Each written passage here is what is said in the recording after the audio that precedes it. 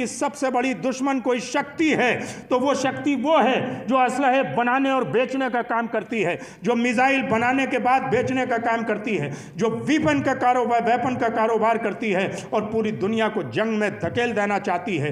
कभी वो रशिया और यूक्रेन के बीच जंग कराती है। और दूसरी शक्ति, और आपको पता है कि वो शक्ति कौन है, वो शक्ति अमेरिका की है। सबसे बड़ी शक्ति जो सबसे बड़ा शैतान है वो शक्ति अमेरिकान। चाहे यूरोप में जंग चलती हो, चाहे इजराइल और फिलिस्तीन के बीच जंग चलती हो, चाहे किसी अफगानिस्तान में जंग चलती हो, हम किसी की मदद करने के लिए आज तो आगे आते हैं, लेकिन जंग में आग में घी डालने का काम नहीं करते। दुनिया के किसी देश पर जंग मुसल्लत नहीं करते, इसलिए कि हम असलहे का कारोबार भी नहीं करते। हम चाइना की तरह अपनी मार्केट भी पूरी दुनिया में नहीं बनाना चाहते। हम यूरोपियन की तरह डिवाइड एंड रूल की पॉलिसी से पूरी दुनिया को अपना गुलाम भी नहीं बनाना चाहते, कॉलोनियल सिस्टम को।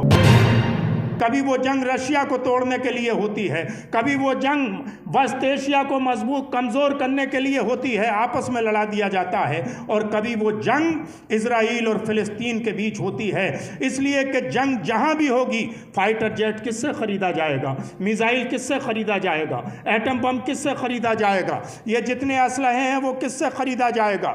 इसलिए अगर इंसानियत की सबसे बड़ी दुश्मन कोई शक्ति है तो वो शक्ति वो है जो असलहे बनाने और बेचने का काम करती है, जो मिसाइल बनाने के बाद बेचने का काम करती है, जो वेपन का कारोबार करती है और पूरी दुनिया को जंग में धकेल देना चाहती है। कभी वो रशिया और यूक्रेन के बीच जंग कराती है। और दूसरी शक्ति, और आपको पता है कि वो शक्ति कौन है, वो शक्ति अमेरिका की है। सबसे बड़ी शक्ति जो सबसे बड़ा शैतान है वो शक्ति अमेरिका की है। और दूसरी शक्ति चाइना की है, जिसके पास सबसे ज़्यादा सामान बनाने की कैपेसिटी है। वो सुई से लेकर जहाज तक बनाता है। उसका इंटरेस्ट इस बात में है कि सुबह उठने के बाद टूथपेस्ट से लेकर और रात को सोने तक आप जितनी चीज़ें भी इस्तेमाल करें, आपके घर में मुसल्ला है वो भी चाइना का बना हुआ, आपके घर में यासीन शरीफ का तोरा लगा हुआ है वो भी चाइना का बना हुआ, आपके सर पर जो टोपी है वो भी चाइना की बनी हुई, आपके घर में जो सुई धागा है वो भी चाइना का बना हुआ। आप मैक्सिमम जो इलेक्ट्रॉनिक सामान इस्तेमाल करते हैं वो चाइना के बने हुए, इसलिए कि उनकी क्वालिटी यह है कि वो सबसे सस्ता सामान पूरी दुनिया में प्रोवाइड करते हैं। इसलिए मजदूर से लेकर मिडिल क्लास तक तमाम लोग मजबूर हैं चाइना की परचेजिंग करने के लिए। चाइना दुनिया की मार्केट पे कब्जा रखना चाहता है, इसलिए चाइना का इंटरेस्ट भी इस बात में नहीं है कि पूरी दुनिया में अमन कायम हो। और तीसरी शक्ति वो है जो डिवाइड एंड रूल की पॉलिसी को लेकर, जिसने 1857 में हमारी अजमत का हिलाली परचम उतार कर यूनियन जैक लहरा दिया था लाल किले के अंदर, जिसने हिंदू और मुसलमानों को लड़ाने की कोशिश की थी और इस हिंदुस्तान को जाते जाते भी डिवाइड करके ऐसा बीज बोकर गए थे। लेकिन इन तन के गोरे मन के कालों से 100 साल के लंबे संघर्ष के बाद, कुर्बानियां देने के बाद हिंदुस्तान के लोगों ने अपने वतन को आज़ाद कराया था। हिंदुस्तान बहुत ताकतवर मुल्क रहा, लेकिन बहुत ताकतवर मुल्क जब अफगानिस्तान से लेकर बर्मा तक था, तब का भी कोई इतिहास नहीं बताता कि हिंदुस्तान ने अपने पड़ोसी देशों पर आक्रमण किया हो, या अपने पड़ोसी देशों पर कब्जा करने के लिए, या अपने पड़ोसी देशों पर जंग मुसल्लत की हो।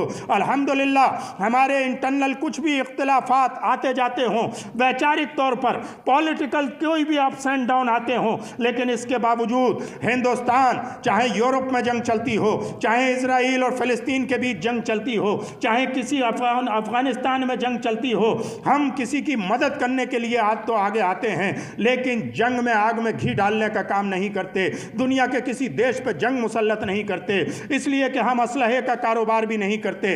हम चाइना की तरह अपनी मार्केट भी पूरी दुनिया में नहीं बनाना चाहते। हम यूरोपियन की तरह डिवाइड एंड रूल की पॉलिसी से पूरी दुनिया को अपना गुलाम भी नहीं बनाना चाहते, कॉलोनियल सिस्टम को।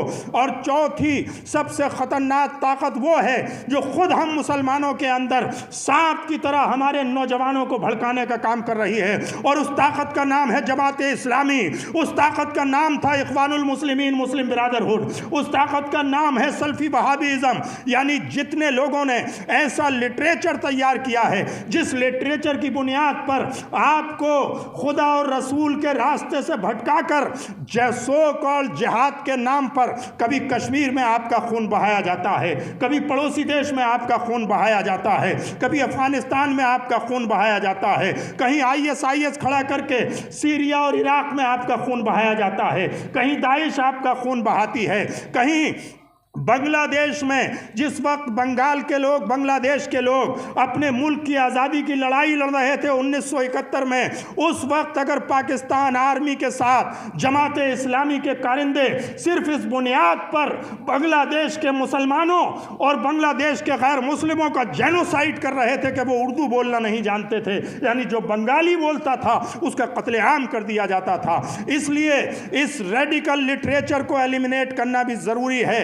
جب تک دنیا کے لوگ یوٹیوب پر ڈاکٹر اسرار احمد کو سنتے رہیں گے، جب تک ذاکر نائک جیسے نالائق کو سنا جاتا رہے گا، جب تک مولانا مودودی کا لٹریچر پڑھا جاتا رہے گا، جب تک سید قطب اور حسن البنا کا لٹریچر پڑھا جاتا رہے گا، جب تک محمد ابن عبد الوہاب نجدی کا لٹریچر پڑھا جاتا رہے گا، جب تک صوفیہ اکرام کی تعلیمات سے آپ کا رشتہ نہیں جڑ سکتا۔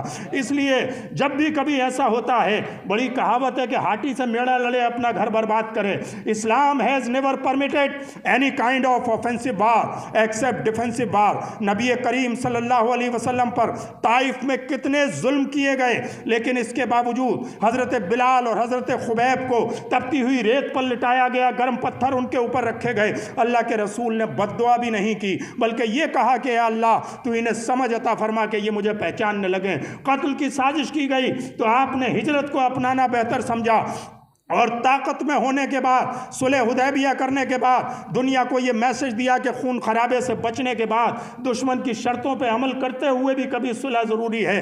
جس وقت حماس نے اٹیک کیا، میں سوشل میڈیا پر دیکھ رہا تھا کہ بنا یہ جانے ہوئے کہ وہ اٹیک ڈیفینسو تھا یا اوفینسو تھا، تمام لوگ سوشل میڈیا پہ خوشیاں منا رہے تھے اور حماس کو مبارکباد دے رہے تھے، بنا یہ سمجھے ہوئے کہ جب اس کے جواب میں جو منتظر تھے اس بات کے کہ کوئی نہ کوئی چنگاری یا کوئی نہ کوئی کنکری ادھر سے غازہ کی طرف سے اٹھے اور وہ غازہ کے مظلومین کو تباہ و برباد کر دیں، وہ قبلہ اول کو نیست و نابود کر دیں۔ حالانکہ قبلہ اول جتنا ہمارے لیے محترم ہے، جہاں انبیاء کرام کی امامت کی ہے معراج کی شب نبی کریم صلی اللہ علیہ وسلم نے، قبلہ اول تمام اہل کتاب کے لیے، یہودیوں کے لیے بھی، عیسائیوں کے لیے بھی، ان کی بھی یادگاریں جو لوگ صحیح معنی میں یہودیت پر عمل کرتے ہیں، جو عیسائیت پر عمل کرتے ہیں، اور جو یہودی اور عیسائیت پر عمل کرتے ہیں وہ خود آج اسرائیل کے خلاف کھڑے ہوئے ہیں، وہ خود وہاں پر احتجاج کر رہے ہیں، اور ان کو بھی اسرائیلی حکومت ظلم کا نشانہ بنا رہی ہے۔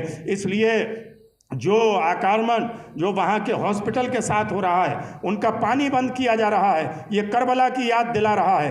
اس لیے جب بھی سوشل میڈیا پر کوئی اظہار خیال کیجئے کسی کی مخالفت میں یا کسی کی حمایت میں، اس کا فیکٹ چیک پہلے کر لیا کریے کہ اس کا تعلق کس نظریے کا ہے۔ کہیں ایسا تو نہیں کہ تھوڑی سی دیر کے لیے آپ کو خوش کرنے کے بعد وہ پوری کمیونٹی کے لیے ایک ایسا راستہ نکال رہا ہو بلکہ پوری کمیونٹی کو تباہی کے گاڑ میں لے جا رہا ہو۔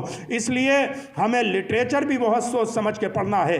کتنی ہی اچھی کتاب ہو، اگر وہ آپ کے نبی کے دین سے، صوفیہ کرام کے طریقے سے آپ کو الگ لے جاتی ہے، اگر آپ کو نفرت و تشدد پر آمادہ کرتی ہے، تو وہ کتاب اسلامی کتاب نہیں ہو سکتی۔ وہ حدیث نبی کے نام پہ گڑھی تو جا سکتی ہے، لیکن نبی کی زبان سے نکلی ہوئی حدیث نہیں ہو سکتی۔ وہ قرآن کی آیت کا غلط ترجمہ تو ہو سکتا ہے، لیکن کنز الایمان اور خزائن العرفان جیسا ترجمہ اور تفسیر نہیں ہو سکتے۔ اس لیے ہمیں اس طرح کے لٹریچر سے بھی ہوشیار رہنا ہے۔ ویپن کا کاروبار کرنے والے جو شیطان ہیں، جو دنیا پہ جنگ مسلط کر دینا چاہتے ہیں، ان سے بھی ہوشیار رہنا ہے، اور اس کے ساتھ ساتھ ڈیوائڈ اینڈ رول کی جو پالیسی اپنا رہے ہیں ان سے بھی ساتھ رہنا ہے۔ اپنے صوفیہ کرام کی تعلیمات کو آگے لے کے امیر خسرو جیسا جذبہ ہندوستانیت لے کے ہندوستان کی سرحد و سیما کی بھی حفاظت کرنا ہے، اور ہندوستان سے پوری دنیا انسانیت کو امن کا میسج بھی دینا ہے۔ اسلام کا میسج بھی امن کا ہے اور ہندوستان کا میسج بھی امن کا ہے۔ ایک طرف وسودیوا کٹمبکم ہے اور دوسری طرف الخلق و عیال اللہ ہے، اور ان دونوں تعلیمات کو انشاءاللہ العزیز ہم ساتھ میں لے کے چلیں گے تو دنیا گلے گلزار ہوگی۔ اور آج دنیا ہندوستان کی طرف دیکھ رہی ہے، اور ہندوستان نے رشیا اور यूक्रेन के अंदर भी मीडिएट करने के बाद वहाँ भी शांति पैदा करने के लिए रोल प्ले किया था। और अभी रिसेंटली इस हॉस्पिटल पे अटैक के बाद जो प्रधानमंत्री का बयान आया है वो भी बहुत काबिल तारीफ है।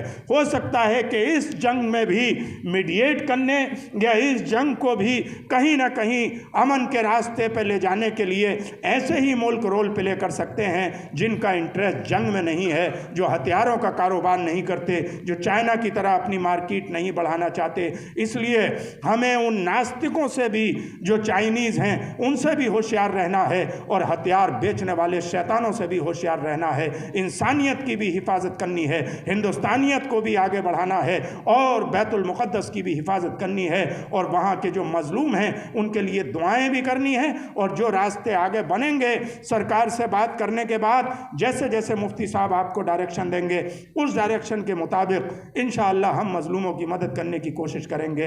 इसी के साथ अपनी गुफ्तगू ख़त्म करता हूँ। हिंदुस्तान जिंदाबाद, पयाम इंसानियत पाइंदाबाद। बहुत बहुत शुक्रिया।